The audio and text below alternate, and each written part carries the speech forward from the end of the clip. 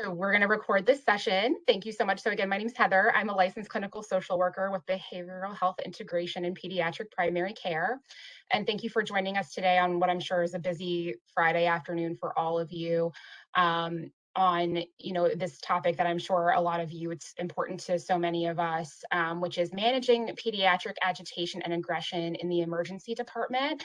And our presenter today is Dr. Sarah Edwards. She's a board certified child and adolescent psychiatrist with specialized expertise in early childhood mental health and treatment of complex pediatric trauma-related disorders. She's the medical director of the Child and Adolescent Psychiatry Clinical Service Line at the University of Maryland School of Medicine, which includes the child, inpatient, pediatric consultation liaison, and outpatient subspecialty services.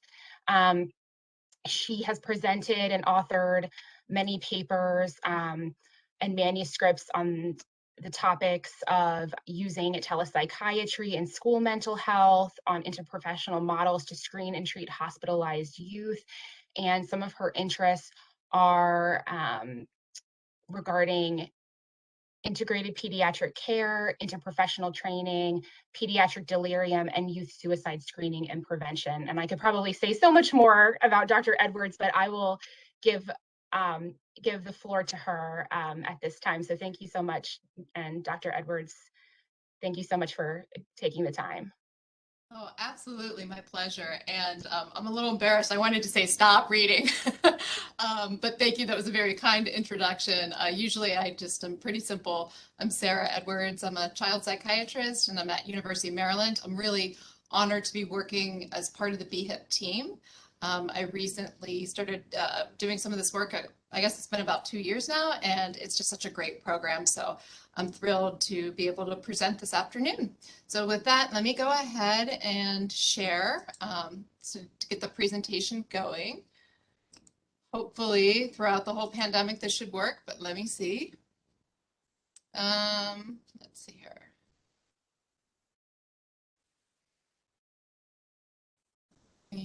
Slideshow from the beginning.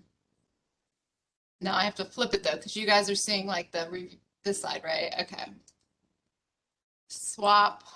All right. How does that look? Heather? Okay, perfect. Thank you. And thank you. I see Mark there. Okay, great. Well, today we're going to be talking about I think a really interesting and important conversation and topic because it happens all of the time. It's how do we manage pediatric agitation and aggression in the ED? And, it's a lot. Every different area that we work with youth with mental health issues, agitation can come up. But the emergency department is such a unique environment in which you can never say no. You're always on. Any patient that comes to the door, there's no cherry picking. You can't kind of triage and say, oh, they can come tomorrow. And so it's a very high stakes environment and one in which frequently people are agitated, and it's important that we try to give everybody the appropriate skills and knowledge to handle this. Let me see. Did that advance the slide yet? No. Okay, here we go. Found it. So our goals and objectives right now, we're going to talk about both pharmacologic and non-pharmacologic approaches. Super important. You have to definitely do both. We're going to look at ways to address some family issues that frequently happen during these crisis situations. And really overall, how do we create this safe and supportive environment to prevent agitation and aggression? Our kind of outline for the next 45 minutes. So I'll try to talk for about 45 minutes. That way we'll have a good 10, 15 minutes for some questions. So I'm going to give you some setting the stage about why it's so important, looking at our current evidence, how do we go about assessing agitation, then focusing really on the non-medication routes of managing agitation, and then get to the meds and kind of wrap it all up. So it's a lot. I have a lot of slides, but I know we can go ahead and do this. So why are we here?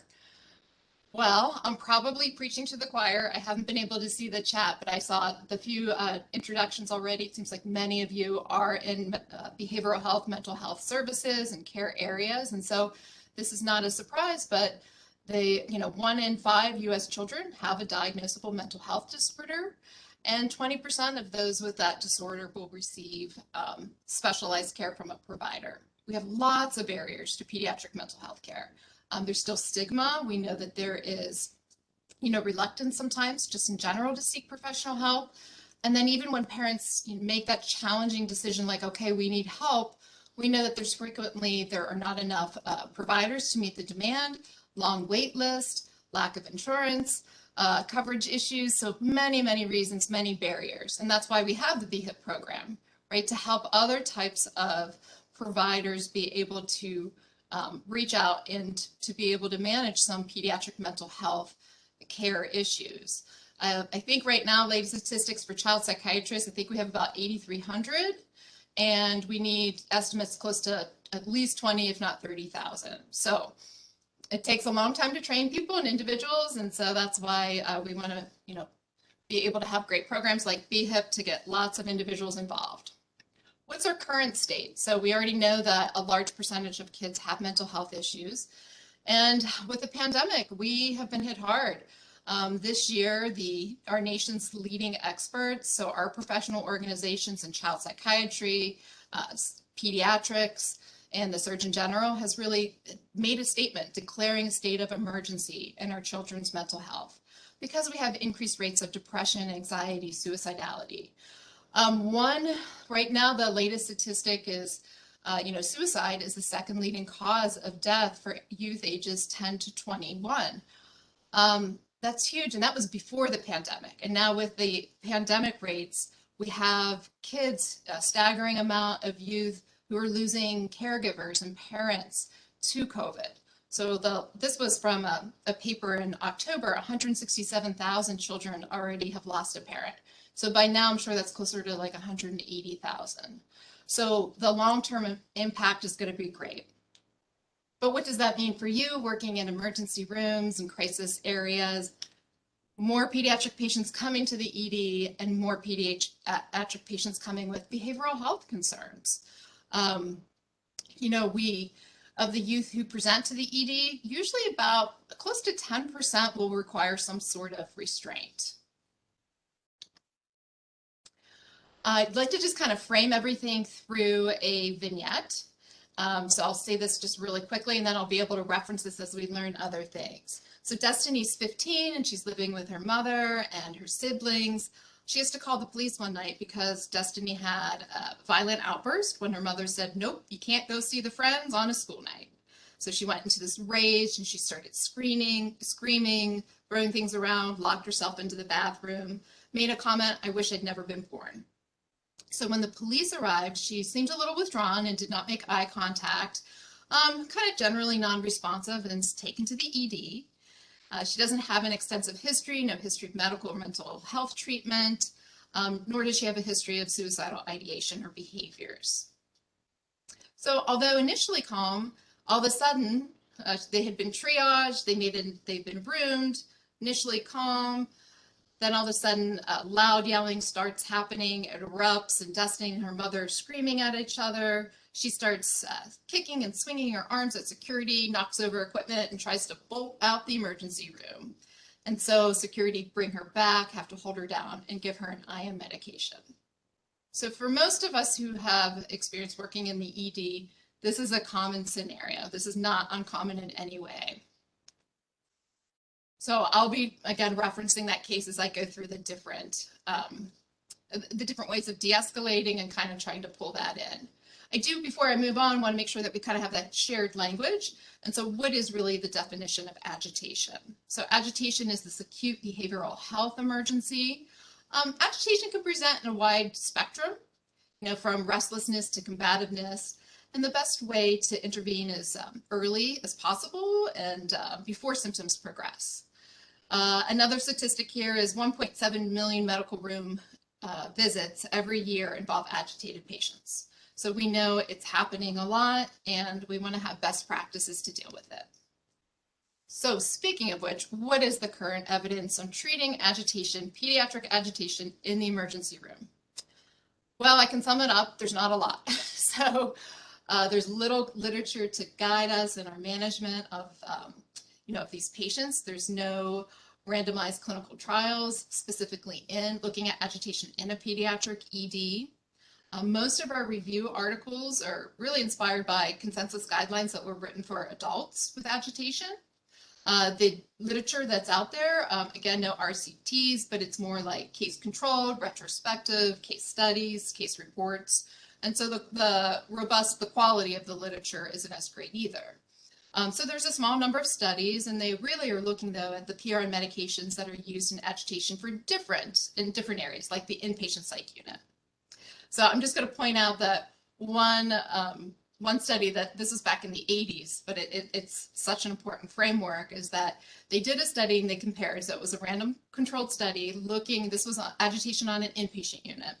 And they looked at giving an IM Benadryl versus placebo, and there was no difference. So it wasn't really the medication or the saline, it was that actual mode of the impact of using the IM medication, that route of administration, that was the difference, right?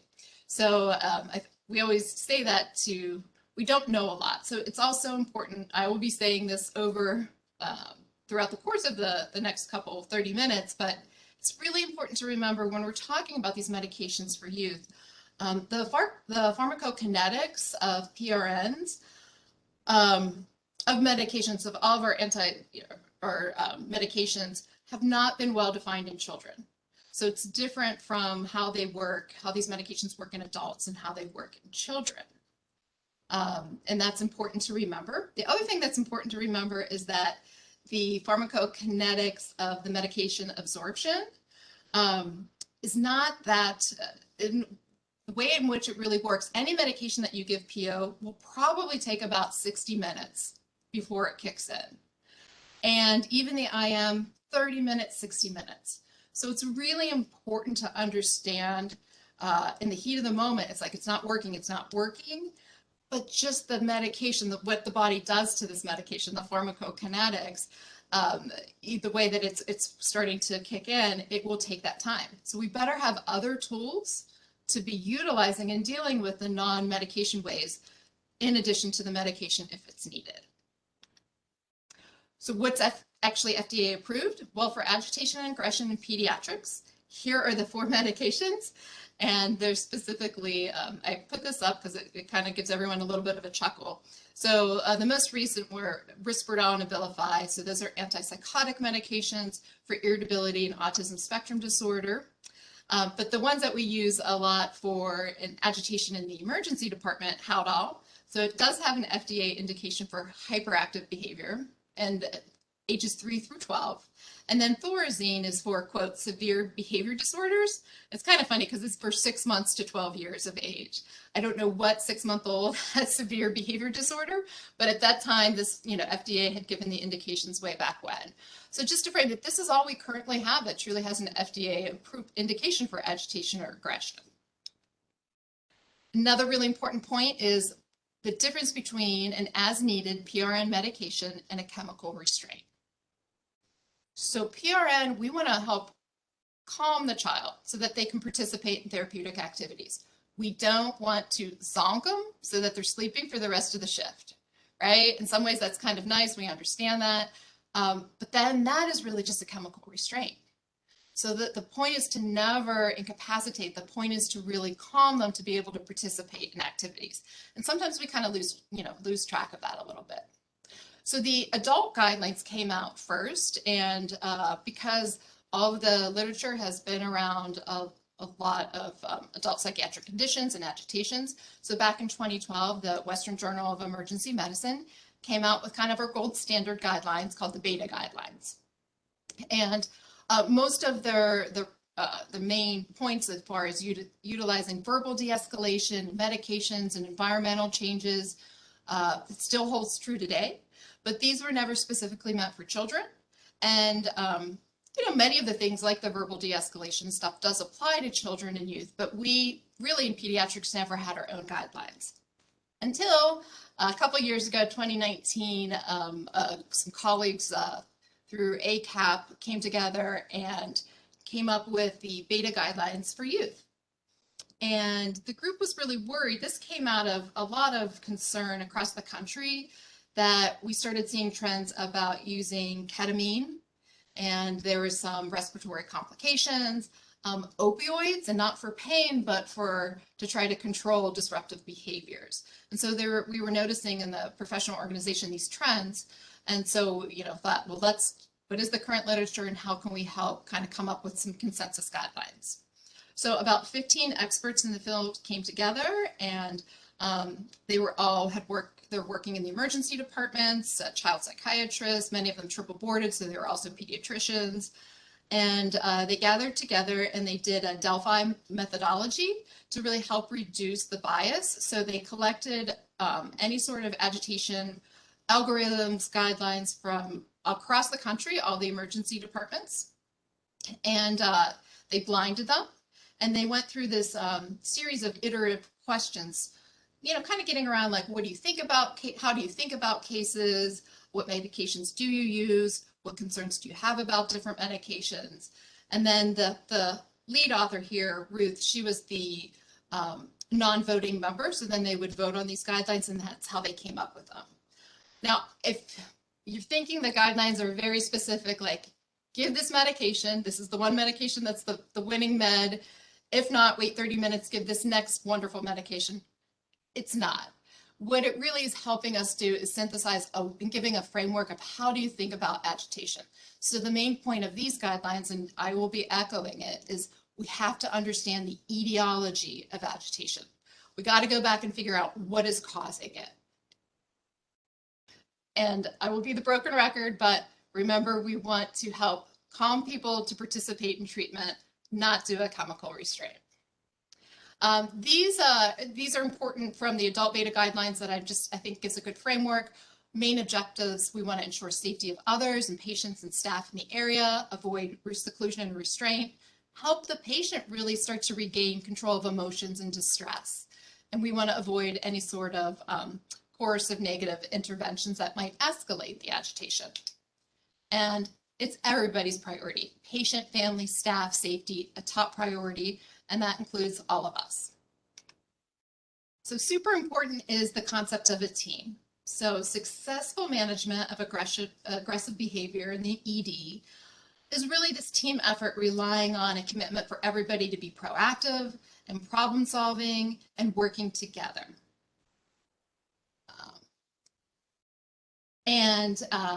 What we want to be able to do is to manage. So you're never alone in the ED. And a kid might be starting to agitate. So you could be dealing with the team or the child when maybe another team member could be talking with the adult that brought them in and getting that collateral information to figure out what could be going on, what's the trigger, getting that history. So kind of working together is super important.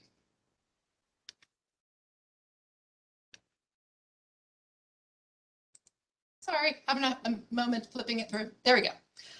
Super important to get the history. We know that effective history is one of the most practical ways that we can understand what's going on with that youth at that moment, that behavior, and then being proactive and hopefully being able to take that information and prevent further escalation or aggression. An ounce of prevention is so much better than the pound of cure, right? I think that's the saying, but that is true. And how do we do that is really taking the time to understand the patient, what brought them in. And we do that a lot with the youth. You got to involve the caregivers, right? Now, sometimes this is challenging because our youth are involved in a lot of systems. They might be brought directly from the school or from they're in DSS, and so it could be a caseworker who might not know them. But then that's why you want to be able to try to do more of that collateral chart review if you can. But if there's a caregiver who knows, you want to find out, how does your child best communicate? Are they verbal or nonverbal? Are they using a communication system? What triggers might upset or aggravate your child? What interventions have helped before when your child gets upset? What usually works? And families are really good at being like, they hate when we keep talking at them, or just leave them alone. Or music works really well. If you give Johnny music, that's going to be helpful. So these are some questions that are recommended. Is there anything else I think it always an important question to end when you're talking with caregivers. Is there anything else we should know about your youth? You know, what else would be helpful for us to know to take the best care? Getting back to the main point of the consensus guidelines, assess the etiology. Let's understand what's going on. And how do we do that? So we observe. We're going to, as soon as they start coming into from the triage area, so you can watch and get a look at how do they look? Do they have any bruises? Do they look like they're in pain? Do they look syndromic? Do they look like, you know, do they look like developmentally the same for their age? What sort of behaviors? How are they walking? And doing that collateral via the chart review, via the caregiver, and then always asking yourself, like, why here, why now? Why might that agitation being happening at that moment? Importantly, things to keep considering as you're reassessing, because you're assessing for the etiology, but also continuously reassessing, is how did they respond to any sort of intervention that might have decreased it. So maybe you noticed that, well, when mom went to grab some coffee, you know, the youth really was able to kind of calm down and get it together a little bit better. So that tells you a lot about, okay, something was probably going on in that interaction. You want to be thinking about the medical causes, making sure we get physical exams and labs and ongoing reassessment, and identifying that immediate trigger. So it's important to think about in the case example with Destiny and her mother, so it says all of a sudden they started yelling at each other and blowing up. And after we intervene and we find out, you talk to the patient, and Destiny said, you know, you do a little empathic inquiry, you're asking some questions about what's going on, and you find out that really, yes, they're still upset about the fight that happened at home, about her not being able to go out with her friends. But at that moment, she couldn't stand it because she said to her mother, I'm hungry. And her mother said, what do you mean you're hungry? We just had dinner. Why could you still be hungry? And that's what set her off. So the immediate trigger was being driven really by her hunger. So if you don't take that time to kind of get to what is really causing it. So yes, there was some, you know, parent-child interactions going on there, but really what was driving it was, you know, behind that at that moment was, I'm really hungry, that I'm going to escalate. And so you can, if you treat that cause, because no amount of Haldol or Thorazine is going to treat hunger, right? But if you're able to get through that empathic inquiry and ask additional questions, then you can easily treat with giving some wonderful hospital food, right? So these are the important things to consider. When we're looking at our overall differential diagnosis, physical illness, right? We got to rule that out first. Because that's the main one. You want to look for, are they in pain, delirium? Is there something, what else is going on? And there's sort of acute neurologic problems. Psychiatric illness. So yes, I look at these more, they might have a history of different psychiatric diagnoses. These are more of risk factors, because just because somebody has a diagnosis of even psychosis, it's not necessarily that psychotic disorder diagnosis that could be causing that immediate agitation in the moment, right? Maybe it's more that somebody dropped a tray into the room and the youth noticed that the juice box, you know, it had been opened. Nursing does that to be kind, to help the kids, but if somebody's paranoid, they might be thinking that someone's trying to, you know, poison their food. So yes, a history of something, but you got to go a little bit deeper. So these are more like risk factors. Sensory triggers. EDs are pretty noisy places. Hospitals are in general, right? We have lots of lights and sounds and beeping, and the IV pulse beeping all around us. And so that can be enough sometimes just to really be contributing or the main cause of agitation, specifically in youth with autism spectrum disorder, any sort of neurodevelopmental condition. Physical triggers are huge. Really, when you are hungry or hangry and you're tired, it doesn't take much to kind of that be the reason that sets you off. And then always the relational triggers. So you want to figure out, or the parents are distressed. Is the kid, doesn't like being separated from family and it's really scary? Or they're afraid of strangers? And so that's what's contributing. Sometimes, unfortunately, there are other adults there who are provoking the child, and that's important to know. So this is kind of our differential that you have as you're thinking about it. So considerations for management in general, we got to use environmental and behavioral techniques, emphasize effective communication for managing those behaviors, always treat that underlying cause, and then we're doing this all before medication. And if we have to, then yes, of course, we'll go towards that medication. But this is the main important, big take-home point that I hope that you get from today's talk. This is actually the beta paradigm. This was from the adult. And I put it here because it's really well stated. It's talking about the relationship and why verbal de-escalation really works. And so it's key to you're engaging a patient, because once the patient is verbally engaged, there is now collaboration. You have this relationship, and that's going to help them. You're becoming an active partner in the treatment and evaluation. And so when they get upset, you're going to utilize that relationship to help get them out of that agitated state. This is what is the key. We're humans. We're based on relationships. And so this is why it's so important. And I really appreciated that they took a significant portion of that article to be addressing that. There are 10 basic principles of verbal de-escalation. I'm not going to read through all of them for you, but key points here on this page. When somebody is agitated, we need to step back and regulate ourselves. So we don't want to, it's hard, your adrenaline's going, their adrenaline's going. But you want to be able to take a moment, take a deep breath, speak calmly, lower your volume, try to be at the same eye level of the patient. Don't be provocative. Don't be standing up. Really speak concise. There's a part in our brain that when you are in kind of that fight or flight, the verbal part doesn't work as well, right? So for kids, when we're as adults saying like, blah, blah, blah, blah, do this, stop doing this, and they're in that heightened state, their brain is just not processing it. So we really need to be using less words and less verbal. You want to try to figure out, like I said, that empathic inquiry. What's going on? What do you think they're feeling? What do you think they want? Try to validate. Everybody wants to be heard and understood. So you don't have to agree with it, but you can use your validating statements. And we're always going to offer choice and optimism.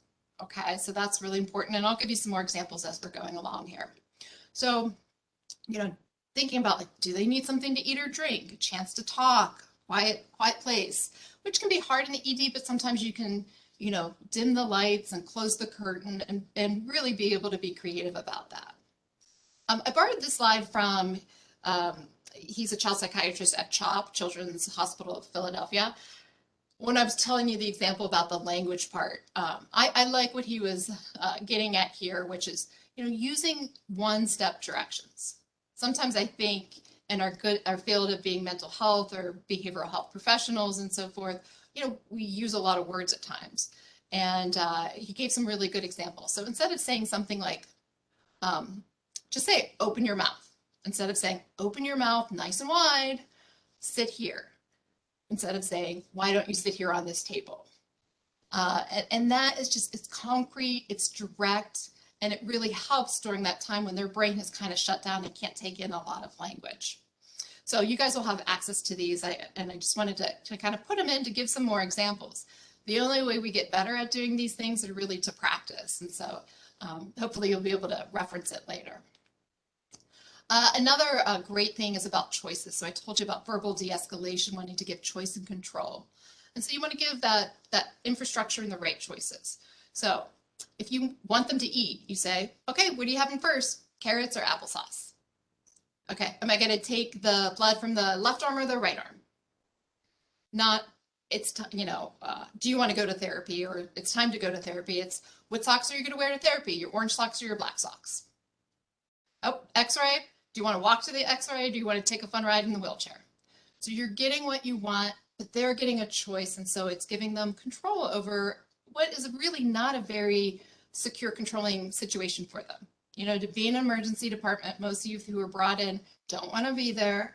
Adults are already doing everything around you and for you. And so these are some examples and important things to practice. All right, so big take-home points. Distraction. When people start to get irritated, agitated, what can you do low, just easy to grab. Coloring.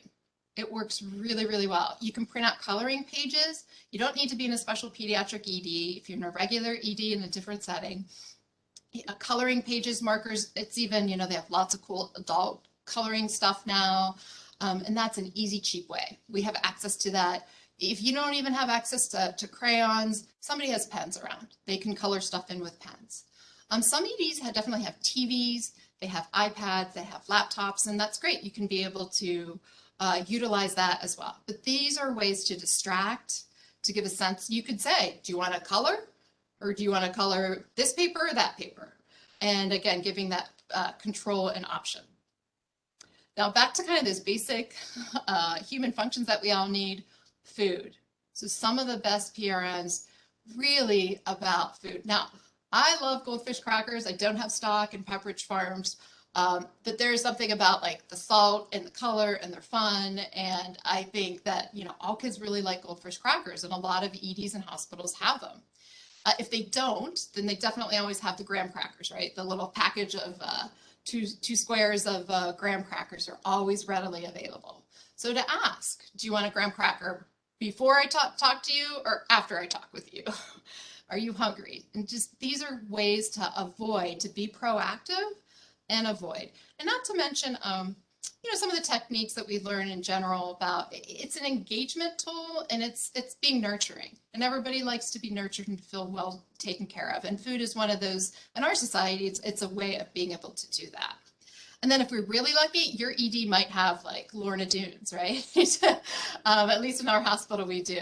I think that's what got me through many nights of call. So always be able to ask and just utilize the small stuff. I know some people might be here at this talk to be getting that magic, like this is the best new medication and antipsychotic to give. But really it's this basic stuff as humans that is going to help the most. Some other words just to practice. I got this from this one Agitation Kit, and it's I have the website here. I like some of these words and phrases to say. I'm here to help, not to hurt. This is a safe place. No harm will come to you. I'm going to help you regain some control right now. I'm going to help you. So these are just phrases that I thought were, nice, and you can practice and reference this later.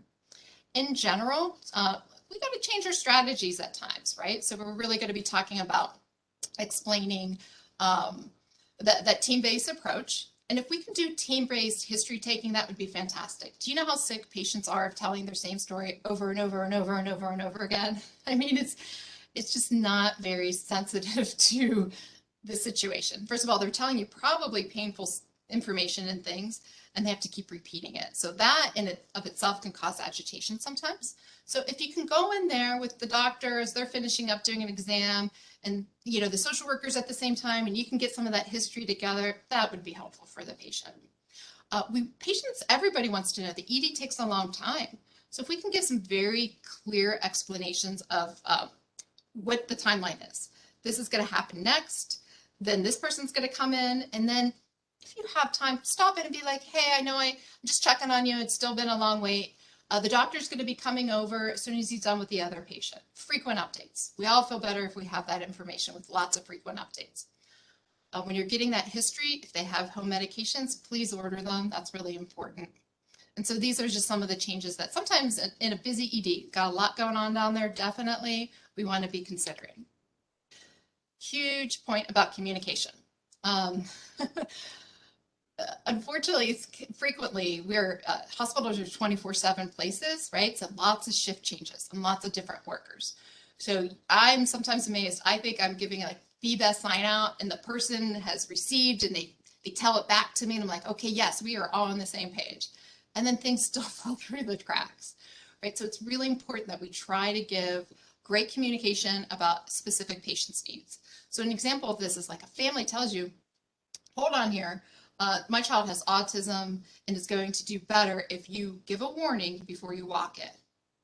Just knocking on the door and busting in is going to upset. The noise, the startling, there's no transition. I really want you to give a warning.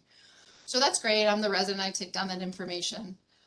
Maybe I type it in the note, maybe I don't. but I don't personally go to the social worker who I know is going to be doing a more thorough behavioral health focused evaluation. I don't give that information. And that's where sometimes we just, our patients aren't best served. We got to take that extra minute to ensure that communication. I see a lot, maybe not so much in the EDs, but no, that's not true. I do. We tape signs up on the doors so people actually see it. So like in this situation, you might say, please talk to a nurse before you talk with this patient, or please, see the resident for more information before you see this patient. And then that way that information gets communicated. So I think you should write it and document it in Epic, in your medical record, in the sticky note area, give a verbal sign out, and think about just old pen and paper and sticking it on the door.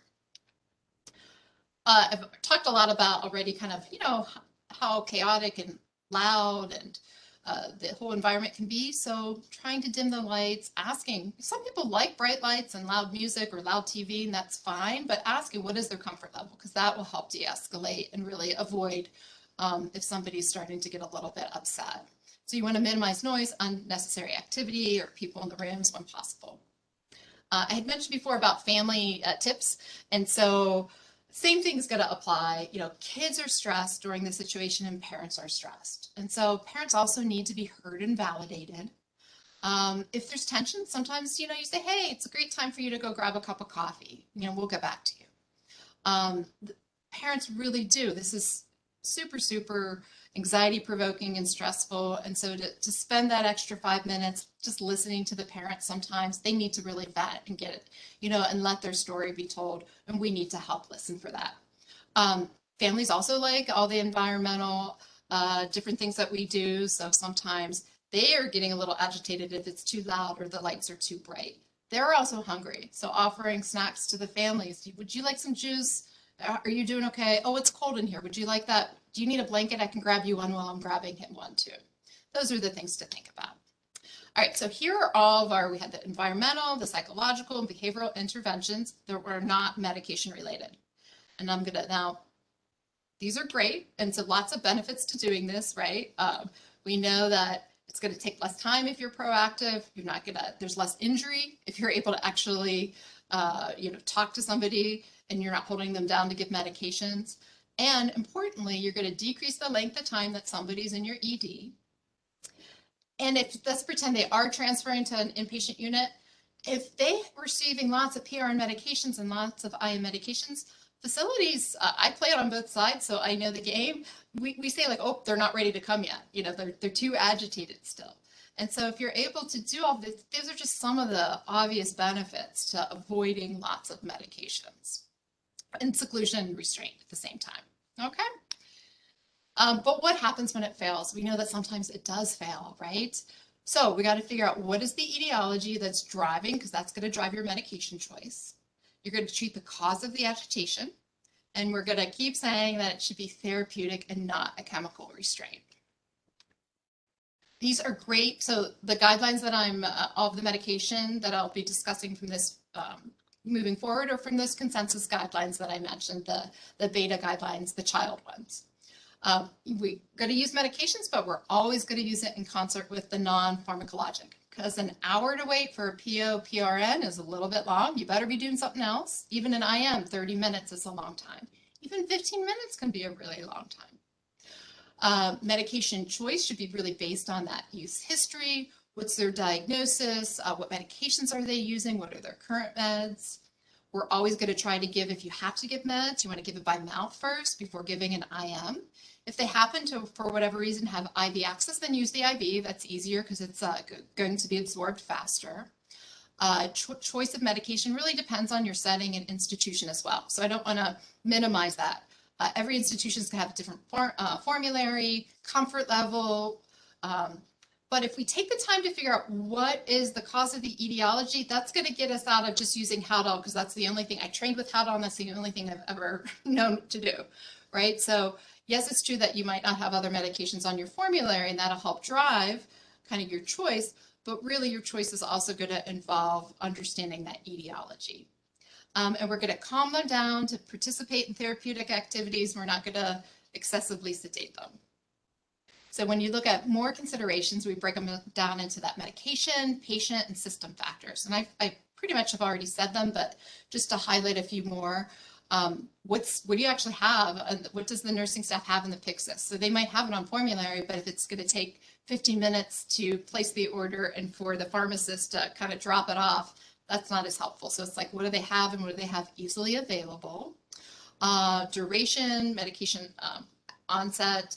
Looking at the patient, it's really important to ask about prior medication responses, getting that in your history. And the kids know themselves. Many of these kids, if you say, hey, I'm wondering right now, you're looking really agitated. I was going to maybe give you a medication to help. Have you ever tried Benadryl before? What was that like? What happened? So, certainly ask the families, caregivers if they're there, but engage the kid as well. And then we have system factors, right? So different, depending on who's working in the ED, different providers are going to have different experience with different medications. And so that's why we're hoping to, continue to do additional trainings, but it also depends on, do you have a system in place to monitor for adverse events? So there are some psychiatric EDs that are standalone. So you might not want to be doing IM Zyprexa. If there was a recent article that showed almost 7% had some sort of respiratory issues after receiving Zyprexa. And so, meaning they might have needed oxygen or intubation. It's not common, but it still can happen. So maybe if you don't have that medical personnel around you, that would be a consideration why you wouldn't use that at that time. This is a lot, but again, so you can have these for your reference. These are the medications that the consensus guidelines uses, and gives you the dose and peak effects and max daily doses. So it's important to you can take a chance and look at that. Side effects, have to monitor for side effects. The biggest thing with benzodiazepines like Ativan, you're looking for respiratory depression, changes in vital signs, antipsychotics, any sort of heart with looking for QT prolongation, neuroleptic malignant syndrome, or more common, the extrapyramidal side effects like an acute dystonic reaction. Sometimes you can get orthostatics with hypotension with the antipsychotics, and then lowering the seizure threshold. All antipsychotics do that. This is their algorithm here. And again, it's a lot, but you'll have this for a reference. And the first thing, and I'll go through each of these areas, and I'll do it in 5 minutes, and then we'll be good for some questions. But the most important, and the reason why the authors did it in this way, is got to start with that medical. Is this delirium? We're looking for the etiology of it. Then going to, is this a substance intoxication or withdrawal? Does the patient have any sort of neurodevelopmental disabilities? And then do they have a clear psychiatric diagnosis that could be factoring into it? And then what if we're not really sure, it's an unknown etiology? Okay, so I will break down each of these and you will have this again to reference. It's an easy read article too, so I definitely recommend that. So starting with that delirium, so delirium's, acute brain dysfunction. Basically, it's a behavioral syndrome, problems with attention, fluctuating, disorganized thinking, and it's going to wax and wane. You need to have it's caused by medical illness, or the treatment of medical illness is frequently the cause of delirium. So you're going to do a good medical workup. You're going to treat pain and the underlying cause of the delirium. So specific medications include looking at quetiapine and risperidone, trying everything again by PO first. If you have to go the IM route, they said you can do the Thorazine or Zyprexa. Zyprexa is always going to have a little star by it, and that is to remind us that you should not give Zyprexa with a benzodiazepine within an hour of each other. They both can cause problems with respiratory depression, and together then it could have that additive effect. Substance intoxication. So if we think it's a stimulant, PCP intoxication, use Ativan. If it's alcohol, they recommend you can do an antipsychotic like Haldol or Thorazine. If we don't know what it is, because a lot of times we don't know, so we're going to start with that urine tox. But there's so many of the new street drugs that aren't showing up, but you can ask the kids too. They're usually pretty honest with you. If you say like, hey, what did you take? They'll tell you. You're going to do that exam. Conversely, we don't see it quite as much in the adolescents, but you can see, a withdrawal. Are they going through benzo or alcohol withdrawal or opiate withdrawal? So Those are important considerations there too. Autism spectrum disorder, intellectual disability, it's really important that we consider and that we're giving attention to this, because how we treat individuals with neurodevelopmental conditions is very different. And we want, because an emergency department is probably the worst place for many of these individuals who are sensitive to loud noises and sights and sounds. And so we're going to do a medical workup. Sometimes they don't have the communication skills. So they might not have those verbal skills to let you know what's going on, and they really could be in pain or having a true medical crisis. You're going to ask, engage the family again.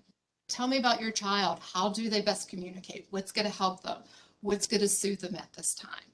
Reduce the stimulation. Avoid IM medications. There could be nothing worse for a youth with autism to then be like, have people come around them, somebody who doesn't like to have a lot of stimulation and touch. And here we are, you know, holding them down. That could be quite scary. And avoid benzos. So there's a paradoxical reaction that can happen frequently in individuals with neurodevelopmental conditions. And so it could actually make the agitation worse. And it can be like an activating factor. So we want to be careful there. The biggest thing, so yes, you can use PO clonidine and Benadryl. If you need to go to the antipsychotics, you can.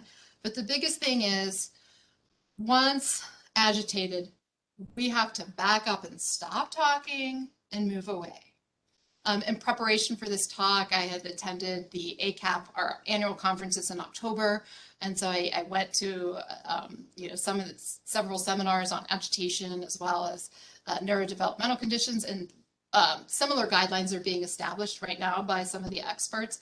And a woman was like, this is my take-home point, and just spread it across the country.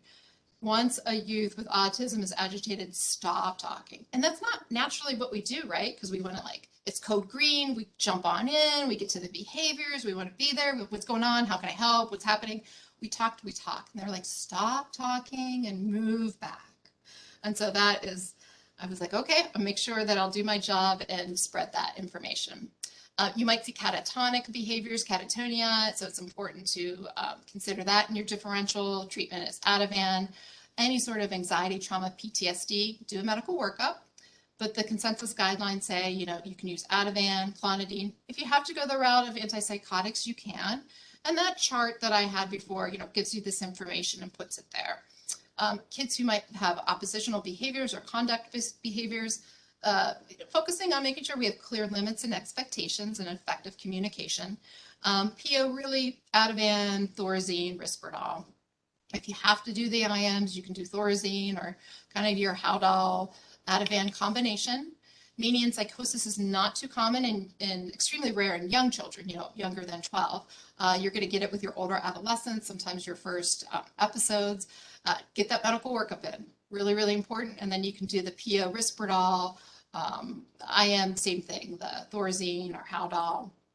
And if we don't know, we don't know what's going on, this person, we don't have parents yet, we don't have collateral, they don't have a record in EPIC, we can't figure out what's going on. So if it's mild agitation, just keep hammering and doing all your behavioral strategies. If it's more moderate, you're going to do that. But then you can, it's safer to do some Benadryl and Ativan first. And then if it's really severe, meaning they're hurting themselves or others, then Thorazine or Haldol or Zyprexa. Okay. And take-home points here, team, we got to work together.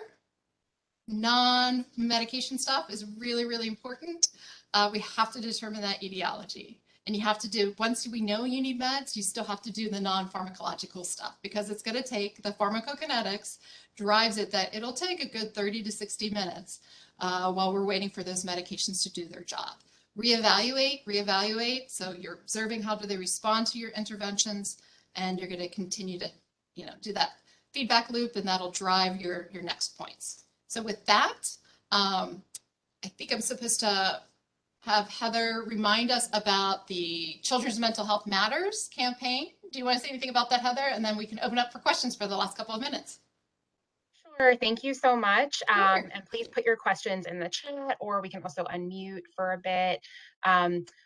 In Maryland, every year in May, there is Children's Mental Health Matters Week, and it is from May 1st to May 7th this year.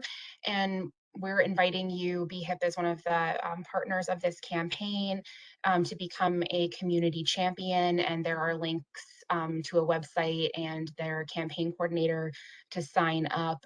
There's a lot of tools for families, for providers, and it's about raising awareness to the importance of children's mental health, and you can participate by doing like education and fun activities and other things like that. So just if you're interested, please feel free to sign up to be a community champion. And if you have questions, please put them in the chat, or you can also unmute, I believe, as well, and ask questions.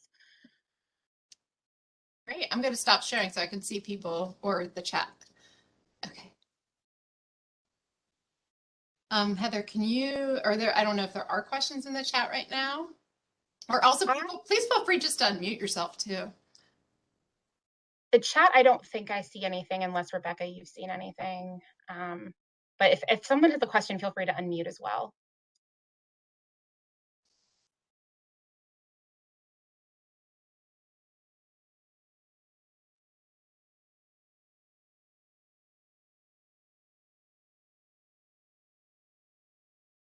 No questions? I guess there is a question about, sometimes this comes up regarding about patients not being able to handle vaccines, shots, and blood draws, and needing a PRN, whether in the ED or a primary care office, in order to like get that to happen. And I'm kind of wondering how you might respond or walk through like what to do about that. That comes up sometimes for pediatric patients. Specifically in the emergency department, I think, so if this was in an ambulatory setting, I'd hope that we could work with the youth to really learn those behavior techniques, because there's great exposure therapy and ways to help people become accustomed to fear of needles or blood draws. So I think that that's important, because these are important life skills to have. You will always need to, times in your life have blood taken and shots given, especially now with vaccines, right? So that's important. But in the emergency department, if that's happening, first of all, engage your child life provider. So some EDs do have child life. I know we do here, and they're really good at coming over. They will usually show, do, and tell, or tell, do, show, and do. That's it. And so they'll explain what it is. Sometimes they will have like a doll, so they'll demonstrate doing it on the stuffed animal, and they talk them through it. They're experts at that. There's other things that can be done in the emergency department. So for blood draws, if we're afraid of the pain, there's the MLA cream that you can put in there. And then for shots, there's something called Buzzy Bee. It's this little like vibrating bee that you put up. It's not a true bee, but it's like shaped like one. And the vibration causes the kid to kind of be distracted by that, and then they don't feel as much pain. So and Child Life is aware and knows that. So do a lot of just the pediatric providers around in the emergency department. So that's a great question. And then sometimes it's also giving kind of that control. So are we going to have the juice before or after the blood draw? Are we going to have the ride in the wheelchair before or after the blood draw, and kind of helping them through in that way? But thank you for asking that. That definitely does come up a lot.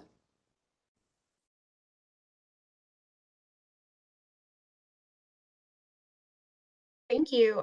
Again, I invite anyone to unmute if you have a question or even a comment. We're getting definitely some thank yous in the chat. If you have a question or comment, please feel free to unmute. But while I maybe wait for someone, oh, great. Presentation. Enjoyed it. Great presentation. Oh, my, thank you. Thank you guys for being here on a Friday afternoon. No, it was very good. Thank you. You're very, very welcome. Yeah, it's a Friday afternoon. I bet everyone wants to run home and get their milk and bread, because I think we're getting snow this weekend. So I really appreciate everyone joining when I know it's probably been a really busy work week for you all. So thank you.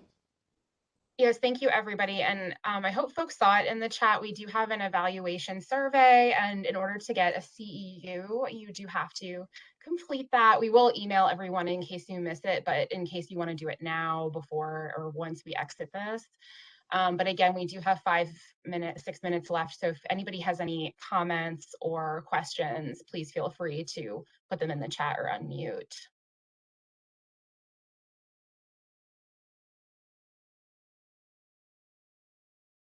just getting a lot of thank yous saying this is great practical information. Really good for the setting. So, okay. Well, thank you everybody so much. Again, please look out for the survey, either in your email or you can do it now. And we will be having an upcoming event at the beginning of March on March 1st. So we will send out information about that to the attendees of this event as well. So thank you so much. And also, yes, the slides will be available and a recording will be made available. Just give us a couple of days to get all of that organized. And the survey is in the chat, but we can put it in there again. I think Rebecca will put that in again. But thank you all so much for attending. We appreciated having everybody. And again, I hope you have a really nice weekend. And thank you so much for attending this event, everyone. Have a great rest of your day and a great weekend. Thank you so much, everybody. Thank you. Good weekend. Bye-bye.